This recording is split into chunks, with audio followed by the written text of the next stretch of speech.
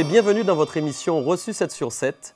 Pour cette saison 2, nous allons terminer avec cette 4e émission donc sur le thème de la consécration. Et nous abordons pour cette émission comment préserver votre consécration. Premier moyen, soyez fidèles. Il est écrit dans 2 Corinthiens au chapitre 6, verset 14. « Ne vous mettez pas avec les infidèles sous un joug étranger, car quel rapport y a-t-il entre la justice et l'iniquité, ou qu'y a-t-il de commun entre la lumière et les ténèbres? Ne vous laissez pas diriger par l'esprit du monde, parce que vous êtes consacrés à Dieu. C'est pourquoi il est écrit de ne pas se mettre avec les infidèles sous un joug étranger. Un joug, c'est un attelage qu'on utilise notamment pour les animaux, pour les diriger et les conduire. Si vous êtes trop souvent avec les infidèles, ils risquent de vous influencer et de vous diriger dans des mauvaises voies. N'oubliez jamais que vous êtes consacré à Dieu, que vous n'êtes pas n'importe qui, et donc que vous ne pouvez pas vous trouver n'importe où et avec n'importe qui. Deuxième moyen de préserver votre consécration, n'oubliez jamais que vous êtes le temple du Saint-Esprit. Il est écrit notamment donc dans 2 Corinthiens chapitre 6, verset 16, « Quel rapport y a-t-il entre le temple de Dieu et les idoles? Car nous sommes le temple du Dieu vivant, comme Dieu l'a dit. J'habiterai et je marcherai au milieu d'eux, je serai leur Dieu et ils seront mon peuple. » Aujourd'hui, vous êtes le temple du Saint-Esprit, c'est-à-dire que vous êtes le bâtiment de Dieu, l'endroit où la présence de Dieu a envie d'habiter. C'est vraiment précieux et magnifique. C'est pourquoi il est important aussi pour préserver votre consécration de ne pas faire n'importe quoi avec votre temple. La Bible dit que Dieu veut habiter au milieu de vous. Vous vous rendez compte, Dieu qui est dans le ciel et nous sommes sur la terre, a décidé de prendre une partie de lui et de la mettre en nous. C'est une réelle bénédiction, un avantage d'excellence. Nous sommes consacrés à lui et nous ne pouvons pas faire n'importe quoi avec son temple. Troisième moyen de préserver votre consécration, vous séparer du monde pour connaître le Père. Dieu n'est pas seulement Dieu, mais il est aussi votre Père. Et c'est pourquoi il veut vraiment établir avec vous une relation père-fils, père-fille. Nous voyons aussi dans 2 Corinthiens 6, verset 17, qu'il est dit « C'est pourquoi sortez du milieu d'eux, séparez-vous, dit le Seigneur, ne touchez pas à ce qui est impur, et je vais vous accueillir. Je serai pour vous un père, vous serez pour moi des fils et des filles, dit le Seigneur Tout-Puissant. » Souvent, nous voyons cette relation avec Dieu uniquement comme une divinité, mais j'ai envie de vous dire que Dieu veut aller plus loin avec vous. Il vous voit comme son enfant. C'est pourquoi, surtout, comme il est dit dans le passage que nous venons de lire, ne touchez pas à ce qui est impur.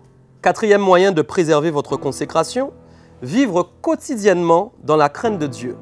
Il est écrit dans 2 Corinthiens 7, verset 1, « Ayant donc de telles promesses, bien-aimés, purifions-nous de toute souillure de la chair et de l'esprit, en achevant notre sanctification dans la crainte de Dieu. » Le passage parle ici d'achèvement de la sanctification, ce qui insinue que nous avons commencé à nous sanctifier, mais que nous servons un Dieu de perfection qui veut amener la perfection totale dans cette sanctification. C'est pourquoi il est dit « Purifiez-vous de toute souillure de la chair et de l'esprit. » En gros, sécurisez votre chair, sécurisez votre esprit. Pour sécuriser votre chair et sécuriser votre esprit, vous devez vous rappeler des promesses de Dieu. Dieu a prononcé des promesses de bénédiction sur votre vie et il ne veut pas vous les offrir comme une machine de casino qui vous doit quelque chose, mais il veut simplement que vous vous rappeliez de qui il est et de l'honneur que vous voulez lui faire en restant saint chaque jour. Il vous bénira avec facilité. Cinquième moyen, refusez le compromis. 2 Chroniques, chapitre 29, au verset 5 nous dit « Écoutez-moi Lévites, maintenant sanctifiez-vous, sanctifiez la maison de l'Éternel, le Dieu de vos pères, et mettez ce qui est impur hors du sanctuaire. » J'aimerais vous dire que parfois, nous faisons du compromis pour plaire aux hommes et nous acceptons des choses des fois que nous ne devrions pas accepter. Votre maison même est un lieu même, une image même d'un lieu qui est à la gloire de Dieu. Vous ne pouvez pas accepter que n'importe quoi rentre chez vous et il en va de même pour votre temple qui est le temple du Saint-Esprit. C'est pourquoi vous devez, par crainte de l'Éternel, toujours veiller à vous sanctifier et vous devez refuser de faire des choses qui plaisent aux hommes simplement par crainte de représailles ou simplement pour leur plaire et ne pas perdre des amis.